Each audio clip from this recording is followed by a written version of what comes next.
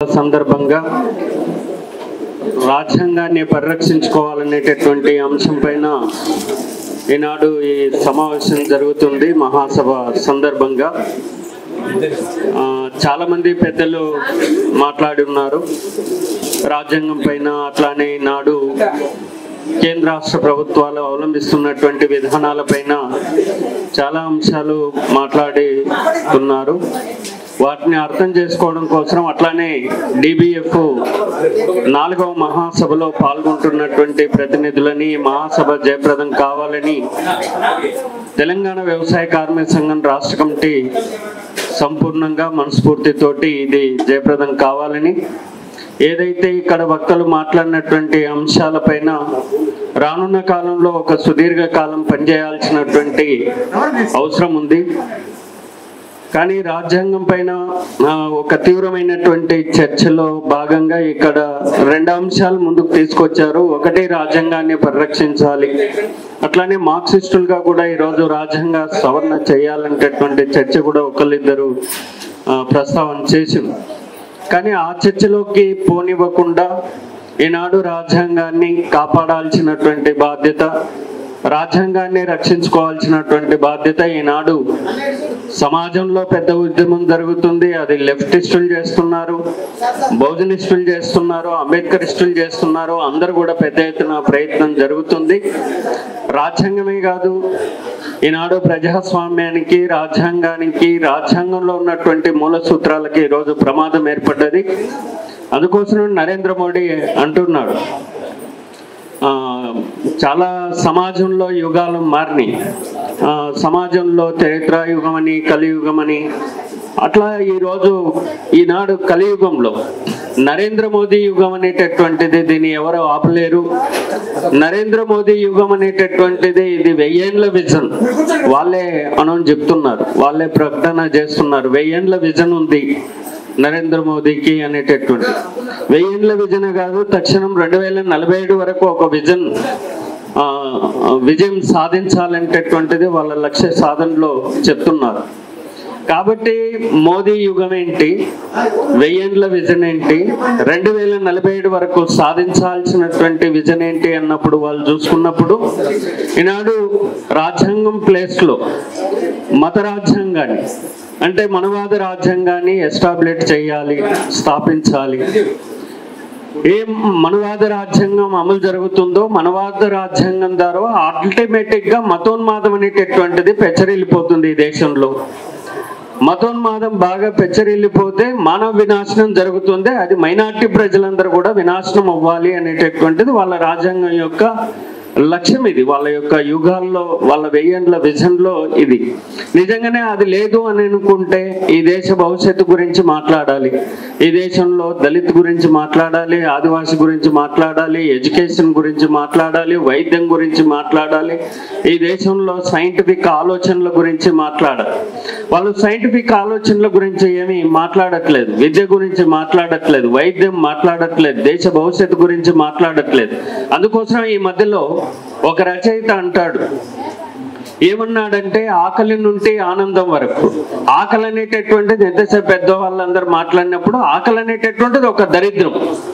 కానీ నరేంద్ర మోదీ యుగంలో ఆనందం కూడా ఒక దరిద్రమే.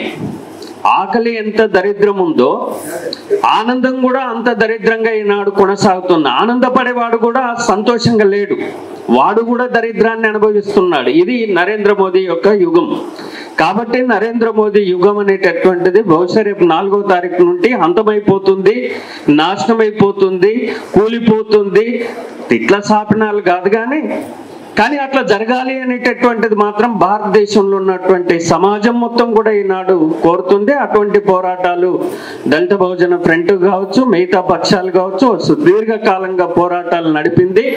ఆ నడిపిన పోరాటం రేపు 4వ తారీఖు నాడు నరేంద్ర మోదీ యుగం అనేటటువంటిది కొలాప్స్ అయిపోతుంది, నాశనం అయిపోతుంది అనేటటువంటిది మనస్ఫూర్తిగా మనం కోరాల్సినటువంటి అవసరం ఉంది. ఎందుకోసం అని అంటే, ఆకలి అనేటటువంటిది అన్ని సర్వేలు చెప్తున్నాయి, ఆకలి ఈరోజు భయంకరంగా పెరిగిపోతుంది, దరిద్రం పెరిగిపోయింది, ఆకలి పెరిగిపోయింది, ధరలు పెరిగిపోయినాయి, నిరుద్యోగం పెరిగిపోయింది. ఈ దేశంలో మొత్తం కూడా అశాస్త్రీయమైనటువంటి భావాలు పెరిగిపోతున్నాయి. మీరు చూసే ఈ మధ్యలో అద్భుతమైనటువంటి ఒక 4 పనులు జరిగినాయి. ఆయన వాటి గురించే ఎన్నికల్లోకి పోయింది. ఇప్పుడు ఒక పని ఏంటంటే అయోధ్యలో రామాలయాన్ని స్థాపితం చేయడం. రామాలయాన్ని స్థాపితం చేయడం అంటే ప్రాణ ప్రతిష్ఠ చేయడం. శ్రీరామనవమి రోజు ఏప్రిల్ 17వ తారీఖు నాడు సూర్యకిరణాలు మొత్తం వచ్చి రాముని పైన పడ్డమనేటటువంటిది ప్రపంచానికి చూపించగలిగింది.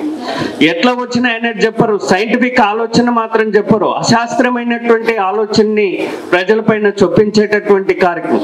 లేదు బంగాళాఖాతంలో ఆయన శ్రీకృష్ణ దేవునికి పూజలు చేసింది చెప్తారు, కానీ దానికి పోయి కింద పోయి కూర్చున్నటువంటి సైంటిఫిక్ ఆలోచన మాత్రం సమాజానికి చెప్పరు.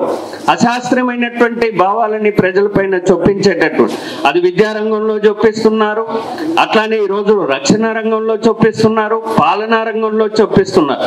కాబట్టి ఈనాడు నరేంద్ర మోదీ యుగం అనేటటువంటిది ఒక అశాస్త్రీయమైనటువంటి భావాలతోటి అజ్ఞానంలోకి నెట్టబడుతున్నటువంటి ఒక సమాజంలోకి నెట్టబడుతున్నటువంటి ఈ పరిస్థితులలో ఆకలి నుండి ఆనందం వరకు దరిద్రం అనేటటువంటిది ఉంది. ఆ దరిద్రమైనటువంటి నరేంద్ర మోదీ యుగం అనేటటువంటిది అంతం కావాలి. రానున్న కాలంలో ఎటువంటి శాస్త్రీయ భావాలు కలిగినటువంటి ప్రోగ్రెసివ్ థాట్స్ కలిగినటువంటిది భవిష్యత్తులో దళిత్ గానీ లేకపోతే బహుజన ఉద్యమాలు, లెఫ్ట్ సామాజిక ఉద్యమాలన్నీ కూడా పురోభివృద్ధి సాధించాలి. భవిష్యత్తులో ఎటువంటి ఐక్య ఉద్యమాలు నిర్మించాల్సినటువంటి అవసరం ఉంది. రానున్న కాలంలో విద్య, వైద్యము, ఆకలి పైన పెద్ద ఎత్తున పోరాటాలు నడవాలి. అటువంటి వైపు ప్రయాణం చేసేందుకోసం దేశ భవిష్యత్తు వాళ్ళు కూడా చాలా మంచి మాటలు చెప్తున్నారు. ఈ దేశంలో నీతి గురించి మాట్లాడుతున్నారు, జాతి గురించి మాట్లాడుతున్నారు. నీతి, జాతి, దైవము, దేశభక్తి లేకపోతే దైవభక్తి గురించి మాట్లాడుతున్నారు. దైవభక్తి నువ్వు నేర్పాల్సినటువంటి అవసరం లేదు. దైవభక్తి అనేటటువంటిది ఎంత అద్భుతంగా ప్రజలు అనుభవిస్తున్నారో వాళ్ళకి తెలుసు. నీతిగా నిజాయితీగా దైవభక్తిని అనుభవిస్తున్నారు. అట్లానే దేశభక్తిని నిజాయితీగా దేశభక్తిని దేశాన్ని ప్రేమిస్తున్నారు. కానీ ఈరోజు ఈనాడు బీజేపీ ఈ చెప్తున్నటువంటి దైవభక్తి కావచ్చు లేకపోతే దేశభక్తి కావచ్చు ఈ వల్ల కూడా ప్రజల ముందు దాడి చేయడానికి ఇటువంటి ప్రయత్నాలు జరుగుతున్నాయి. కాబట్టి నీతి, జాతి, దైవం వీటన్నిటి కలగలుపుకొని నిజాయితీగా పనిచేస్తున్నటువంటి మనమందరం కూడా ఈ రోజు మేము నిజాయితీగా ఉన్నామనేటటువంటిది సమాజం ముందు చెప్పుకోవాల్సినటువంటి ఒక దౌర్భాగ్యమైనటువంటి పరిస్థితులు ఈనాడు వచ్చినాయి. కాబట్టి అటువంటి పరిస్థితులలో మరింత పట్టుదలగా ఈ దేశ భవిష్యత్తు కోసం, ఈ దేశ రక్షణ కోసం, ఈ దేశ రాజ్యాంగ రక్షణ కోసం, ఈ దేశ ప్రజాస్వామ్య రక్షణ కోసం, ఈ దేశంలో ఉన్నటువంటి పేదలు, కష్టజీవులు, కార్మికులు అందరి ఐక్యత కోసం, వాళ్ళ హక్కుల కోసం రానున్న కాలంలో మరింత సంఘటితంగా పనిచేయాల్సినటువంటి అవసరం ఉంది. అటువంటి వైపు అందుకోసమే చాలా చర్చ జరిగింది 18వ పార్లమెంటు ఎన్నికల సందర్భంగా. ఈ సందర్భంలో దేశంలో పెద్ద ఎత్తున చర్చ జరిగింది. కాబట్టి అదంతా కూడా ప్రజలు ఆకలింపు చేసుకున్నటువంటి ప్రజల్ని, అటువంటి అర్థం చేసుకున్నటువంటి ప్రజల్ని అర్థం కావించాల్సినటువంటి మరింత మంది ప్రజలకు మన ఉద్యమాలే దిక్సూచి అటువంటి పద్ధతులలో మనం ప్రయాణం చేయాల్సినటువంటి అవసరం ఉంది. అట్లా కలిసి పనిచేయడానికి డిబిఎఫ్ తోటి ఇప్పటి వరకు కలిసి పనిచేస్తున్నాం. మరింత ఐక్యతతో మరింత పట్టుదలతోటి పనిచేయడానికి తెలంగాణ వ్యవసాయ కార్మిక సంఘం సంపూర్ణంగా సిద్ధంగా ఉంది. అట్లా కలిసి పనిచేద్దామని మహాసభ జయప్రదం కావాలి. రాజ్యాంగ పరిరక్షణ ఏ వేదిక అంశం ఈనాడు ప్రస్తావన చేసుకుంటున్నావో వాటి పరిరక్షణ కోసం భవిష్యత్తులో ఐక్య ఉద్యమాలు నిర్మించడం కోసం కంకణబద్ధులు అవుదామని తెలియజేస్తూ మీ అందరికీ నమస్కారం.